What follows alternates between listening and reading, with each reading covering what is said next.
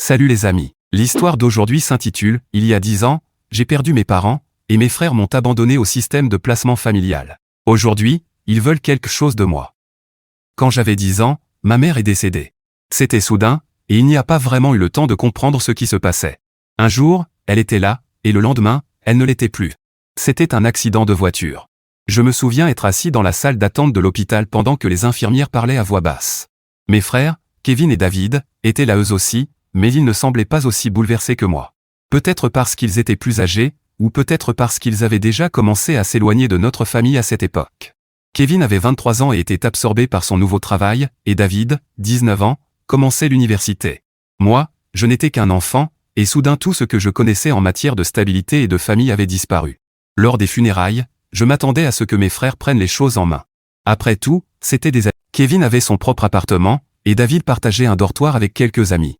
Je pensais que l'un d'eux m'accueillerait, ou au moins me le proposerait. Mais à la place, je les ai surpris en train de parler des arrangements. C'est comme ça que j'ai appris que je n'allais vivre chez aucun d'eux.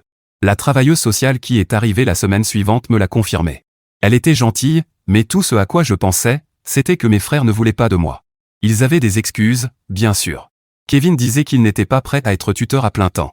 David prétendait qu'il ne pouvait pas gérer à la fois ses études et l'éducation d'un enfant. À l'époque, je ne savais pas quoi répondre. J'étais juste un enfant effrayé qui venait de perdre sa mère. Mais la façon dont ils évitaient mon regard en me parlant disait tout. Ils n'étaient pas intéressés par cette responsabilité. J'ai été envoyé dans le système de famille d'accueil sans beaucoup de cérémonie. Kevin a signé quelques papiers, m'a tapé sur l'épaule et a dit qu'il viendrait me voir. Alerte spoiler, il ne l'a jamais fait. Le placement familial, c'était mitigé. J'ai fini par tomber dans une famille correcte, mais il m'a fallu du temps. Mon premier placement était chez une famille qui me voyait comme un chèque. Ils ne me frappaient pas ou quoi que ce soit, mais ils étaient distants. Les repas étaient servis à l'heure, le frigo était plein, mais la maison semblait toujours froide. Mes parents d'accueil ne me parlaient que lorsque c'était nécessaire, et ils avaient 2 enfants plus âgés qui faisaient bien comprendre que je ne faisais pas partie de leur petite famille. Je passais la plupart de mon temps seul, assis dans ma chambre avec le vieil album photo de ma mère. C'était l'une des rares choses que j'avais réussi à emporter avec moi. Les appels téléphoniques ont commencé quelques mois après mon placement. Au début, j'étais content d'avoir des nouvelles de Kevin et David.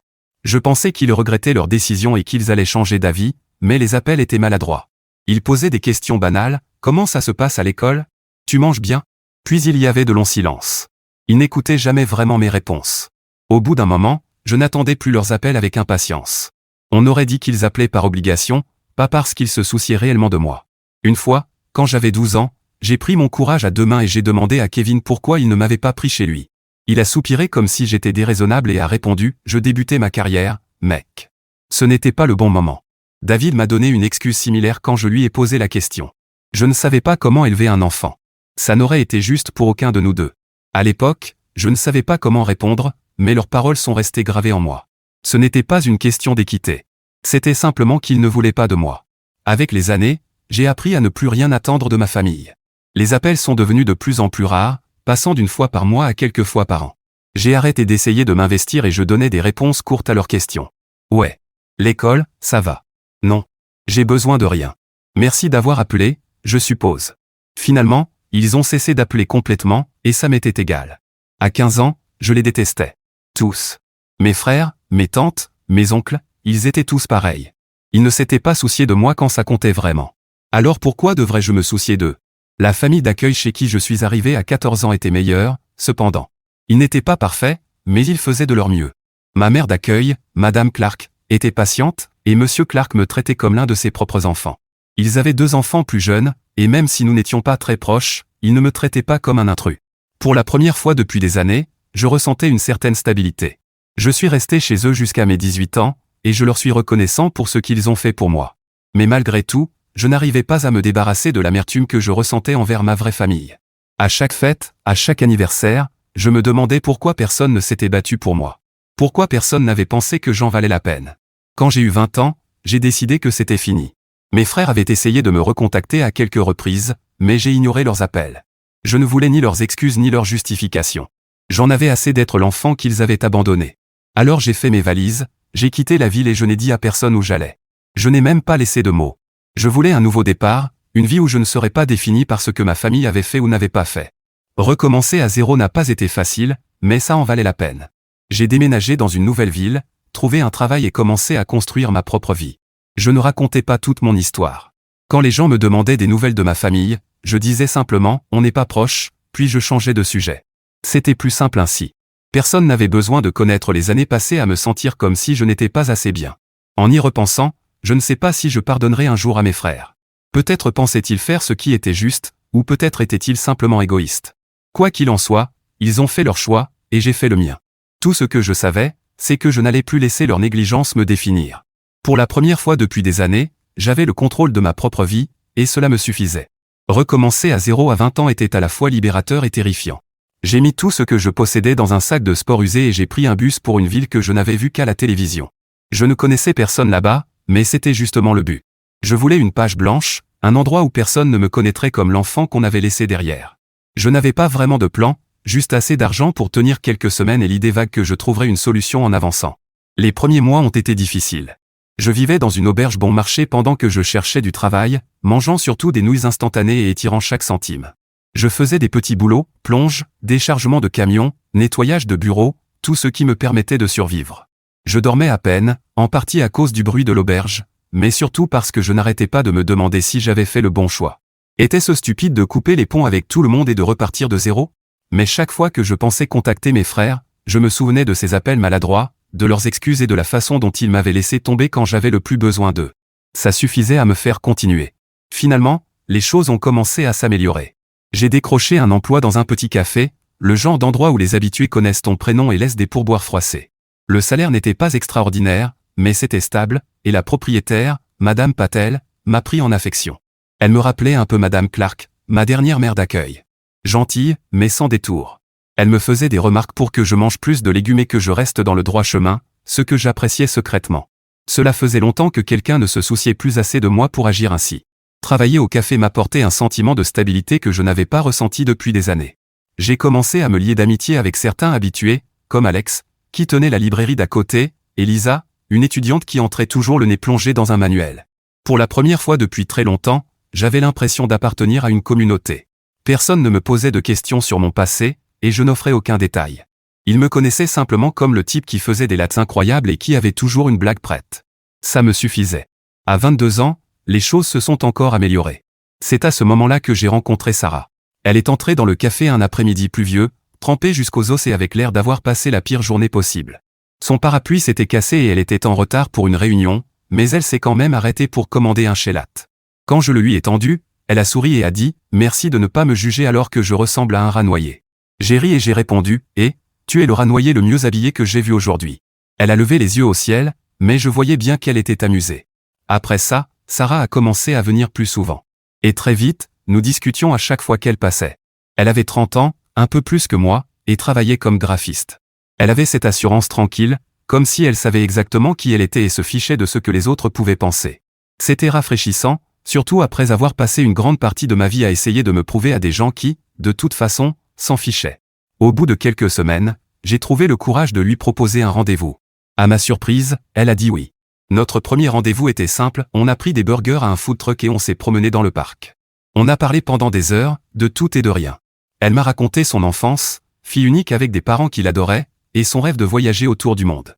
Je lui ai parlé de mon travail au café et de mon rêve d'ouvrir un jour mon propre établissement. Je ne lui ai pas dit grand-chose sur ma famille, en revanche. J'ai simplement dit qu'on n'était pas proches et je me suis arrêté là. Sarah n'a pas insisté, ce que j'ai apprécié. Elle semblait comprendre que je n'étais pas prêt à en parler, et elle a respecté ça. Du moins au début. Notre relation a évolué assez vite. Au bout d'un an ensemble, nous parlions déjà d'emménager ensemble. J'avais économisé assez pour quitter l'auberge et louer un minuscule appartement, mais l'appartement de Sarah était plus agréable, alors j'ai fini par m'installer chez elle. Au début, c'était étrange de vivre avec quelqu'un d'aussi proche de sa famille. Ses parents l'appelaient tous les quelques jours juste pour discuter, et elle leur racontait tout, ce qu'on avait mangé, les films qu'on avait regardés, même des détails insignifiants comme le nouveau café qu'on avait essayé. Je n'étais pas habitué à ce genre de transparence. Mon réflexe avait toujours été de garder les choses pour moi. Sarah était patiente avec moi. Elle m'invitait au dîner de famille et aux fêtes. Et même si je me sentais comme un étranger au début, ses parents faisaient tout pour me mettre à l'aise. Son père était du genre à engager la conversation avec n'importe qui, et sa mère préparait toujours assez de nourriture pour nourrir une armée. C'était agréable, mais en même temps, ça me mettait un peu mal à l'aise, comme si j'entrevoyais quelque chose que je n'avais jamais eu et que je n'aurais probablement jamais. Au bout d'un moment, Sarah a commencé à évoquer l'idée que je reprenne contact avec ma famille. Tu ne penses pas que ce serait bien de les avoir à nouveau dans ta vie, m'a-t-elle demandé un soir pendant le dîner. Je me suis figé, la fourchette à mi-chemin de ma bouche. Pas vraiment, ai-je répondu. Elle avait l'air surprise. Mais ce sont ta famille, a-t-elle dit, comme si ça devait tout expliquer. Je lui ai dit que je ne voulais pas en parler, et elle a laissé tomber. Du moins, c'est ce que je croyais. Avec le recul, je pense que Sarah croyait sincèrement m'aider. Elle avait grandi dans une famille soudée et bienveillante, alors je ne pense pas qu'elle pouvait comprendre pourquoi quelqu'un voudrait couper les ponts avec son propre sang. Pour elle, la famille, c'était tout. Pour moi, au contraire, la famille n'était qu'un rappel de toutes les fois où on m'avait déçu. Pendant un certain temps, tout allait bien. Sarah ne parlait plus de ma famille, et je me suis laissé croire qu'elle avait enfin compris mon point de vue. Nous avons commencé à parler de l'avenir, le mariage, les enfants, peut-être même acheter une maison un jour. J'avais l'impression que nous construisions quelque chose de solide, quelque chose sur quoi je pouvais compter. Pour la première fois, je me suis dit que j'avais peut-être enfin trouvé mon happy ending. Mais j'allais vite apprendre que certaines choses ne sont pas aussi solides qu'elles en ont l'air. Tout a commencé par un message. Je ne reconnaissais pas le numéro, alors j'ai failli l'ignorer. Mais la curiosité a pris le dessus et je l'ai ouvert. Le message disait quelque chose comme « Salut, ça fait longtemps. Je sais que ça tombe comme un cheveu sur la soupe, mais j'aimerais vraiment qu'on rattrape le temps perdu. » Le nom en bas du message m'a glacé le sang. Kevin, mon frère aîné. Au début, j'ai pensé que c'était une erreur ou un spam. Kevin ne me contacterait pas après toutes ces années. Pas vrai? Mais en relisant le message, il était clair qu'il savait exactement à qui il s'adressait. Il mentionnait des choses que seul mon frère pouvait connaître, des détails sur notre mère et le quartier où nous avions grandi. Mon estomac s'est noué. Comment avait-il obtenu mon numéro? Je suis resté longtemps à fixer l'écran, hésitant à répondre. Une partie de moi voulait jeter mon téléphone à travers la pièce, une autre voulait l'appeler et lui hurler dessus. Finalement, je n'ai fait ni l'un ni l'autre. J'ai simplement bloqué le numéro. Je pensais que ce serait la fin de l'histoire. Ce ne l'était pas. Plus tard dans la soirée, j'en ai parlé à Sarah. Tu ne devineras jamais qui m'a envoyé un message aujourd'hui, ai-je dit en essayant de garder un ton neutre. Elle a levé les yeux de son ordinateur, curieuse. Qui? Kevin. Mon frère, ai-je répondu. Sa réaction n'a pas été celle à laquelle je m'attendais. Au lieu de la surprise ou de l'inquiétude, elle m'a lancé un regard étrange, coupable. Oh, a-t-elle murmuré. J'allais justement t'en parler. Je me suis figé. Me parler de quoi? Elle a hésité, et cette hésitation m'a tout dit. Je lui ai donné ton numéro, a-t-elle avoué. J'ai eu l'impression que le sol se dérobait sous mes pieds. Tu as fait quoi? Je pensais juste que. A-t-elle commencé, mais je l'ai interrompue. Tu pensais quoi? Que je ne m'en rendrais pas compte? Que c'était normal d'ignorer complètement tout ce que je t'ai dit à propos de ma famille. Je me suis dit que si tu lui parlais, tu te rendrais compte que ce n'est pas aussi terrible que tu le crois, a-t-elle répondu, désormais sur la défensive. Tu gardes cette colère en toi depuis si longtemps, je voulais juste t'aider à tourner la page. M'aider, ai-je répliqué sèchement. Tu te rends compte de ce que tu as fait? Tu n'en avais pas le droit. Son visage s'est effondré, mais ça m'était égal. Je n'arrivais pas à croire qu'elle soit passée derrière mon dos de cette façon, surtout après toutes les fois où je lui avais expliqué ce que je ressentais à propos de ma famille. Je pensais qu'elle comprenait. Je pensais qu'elle respectait mes limites. De toute évidence, je me trompais. Elle a essayé de s'expliquer, disant qu'elle voulait seulement m'aider et qu'elle n'avait aucune mauvaise intention. Mais pour moi, ses intentions n'avaient aucune importance. Elle avait franchi une ligne, et je ne pouvais pas passer outre. Je ne peux pas continuer comme ça, lui ai-je finalement dit. C'est fini. Ses yeux se sont écarquillés. Tu romps avec moi? Pour ça? Ce n'est pas seulement ça, ai-je répondu. C'est le fait que tu ne me respectes pas assez pour m'écouter. Je t'ai dit ce que je ressentais, et tu es quand même passé derrière mon dos. Je ne peux pas être avec quelqu'un qui pense savoir mieux que moi ce qui est bon pour ma propre vie. Elle a commencé à pleurer, ce qui n'a fait que renforcer ma colère. Je suis désolé, sanglotait-elle. Je ne voulais pas te faire de mal. S'il te plaît, parlons-en. On peut arranger ça. Mais je ne voulais plus parler. J'avais déjà tout dit. Tu dois partir, lui ai-je dit. Prends le temps qu'il te faut, mais je veux que tu t'en ailles. Elle s'est mise à pleurer encore plus fort, me suppliant de reconsidérer ma décision, mais mon choix était fait. La confiance est essentielle dans une relation, et une fois qu'elle est brisée, il n'y a pas de retour en arrière. Du moins, pas pour moi. Les jours suivants sont passés comme dans un brouillard. Sarah a déménagé de l'appartement, emportant ses affaires carton par carton. J'essayais d'éviter d'être présent pendant qu'elle faisait ses cartons. C'était trop douloureux à regarder, même si je savais que j'avais pris la bonne décision. Ses parents ont commencé à m'appeler, ce qui n'a fait qu'empirer les choses. Ils ont laissé message après message sur ma messagerie, disant que Sarah avait le cœur brisé et ne comprenait pas pourquoi j'étais aussi dur. Ils affirmaient qu'elle avait de bonnes intentions et qu'elle ne méritait pas d'être punie pour une seule erreur. Mais ce n'était pas une simple erreur, c'était une trahison de confiance. Et s'ils ne pouvaient pas comprendre ça, il ne servait à rien d'essayer de l'expliquer. J'ai bloqué leur numéro aussi. Un soir, environ une semaine après le départ de Sarah, j'étais assis sur le canapé à fixer l'espace vide où se trouvait autrefois sa bibliothèque.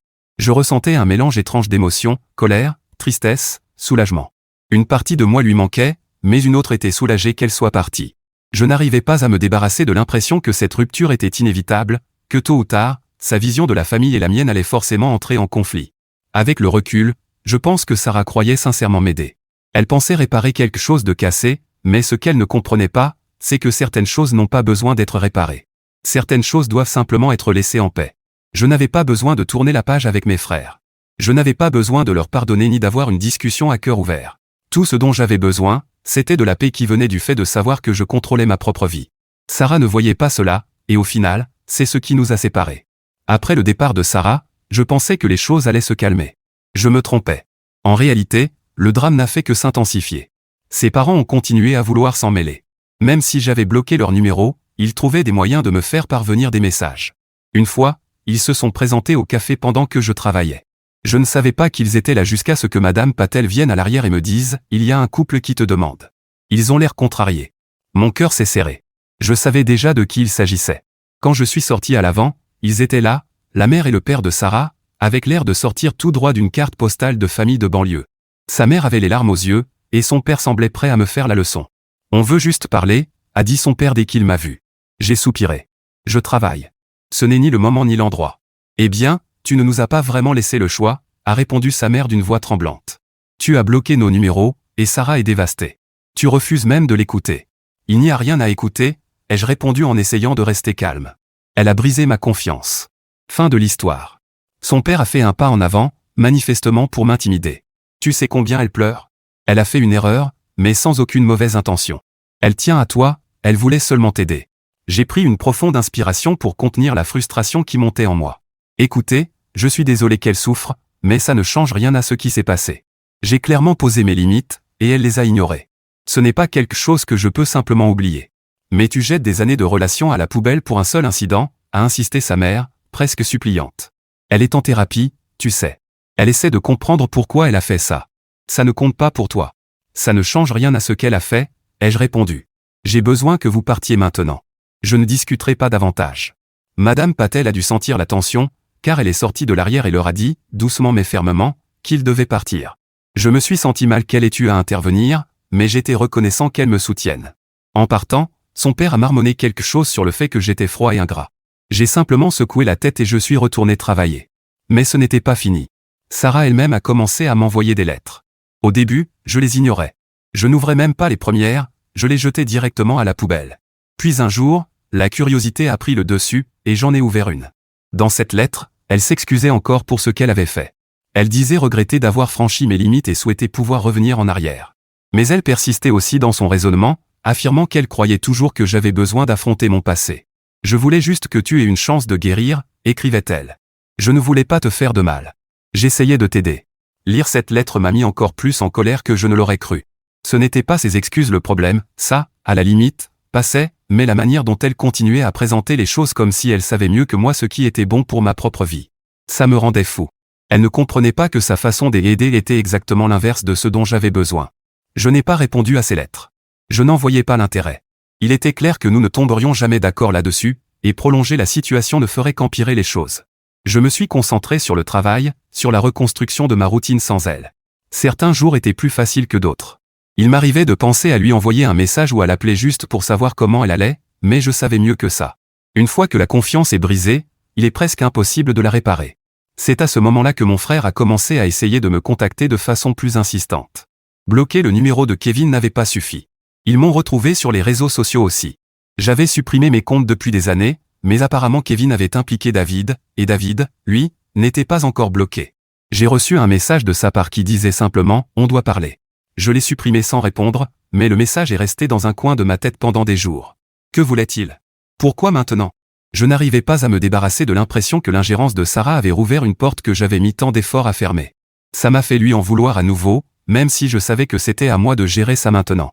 Finalement, j'ai décidé d'envoyer un dernier message à David. Court et direct, je ne suis pas intéressé par une discussion. Merci d'arrêter de me contacter.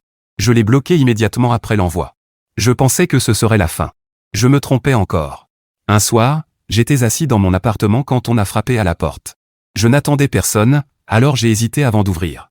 Quand je l'ai finalement fait, j'ai été sidéré de voir Kevin sur le seuil. « Qu'est-ce que tu fais ici ?» ai-je demandé d'une voix glaciale. « Je veux juste parler », a-t-il dit en levant les mains comme s'il se rendait. « Je peux entrer ?»« Non », ai-je répondu sèchement. « Quoi que tu aies à dire, tu peux le dire ici. » Il avait l'air surpris, mais il a hoché la tête. « Écoute, je sais que tu es en colère contre David et moi.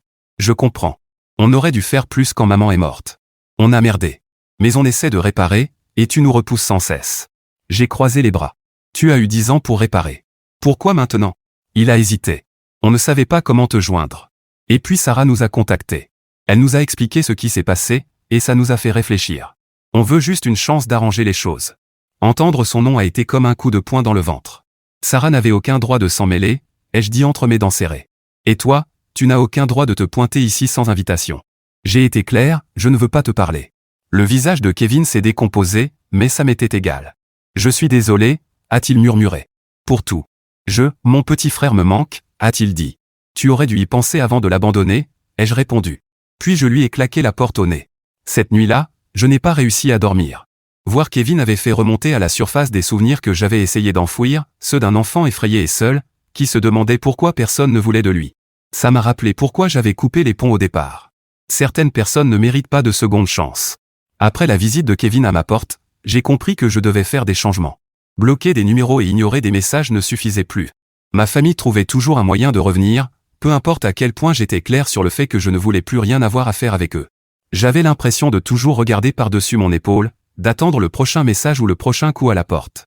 Je détestais ce sentiment, celui de ne pas être pleinement maître de ma propre vie. La première chose que j'ai faite a été de parler à mon propriétaire. Je lui ai expliqué la situation, en omettant certains détails, et je lui ai demandé s'il était possible de rompre le bail plus tôt. Il n'était pas enchanté, mais après que je lui ai proposé de payer un mois de loyer en pénalité, il a accepté.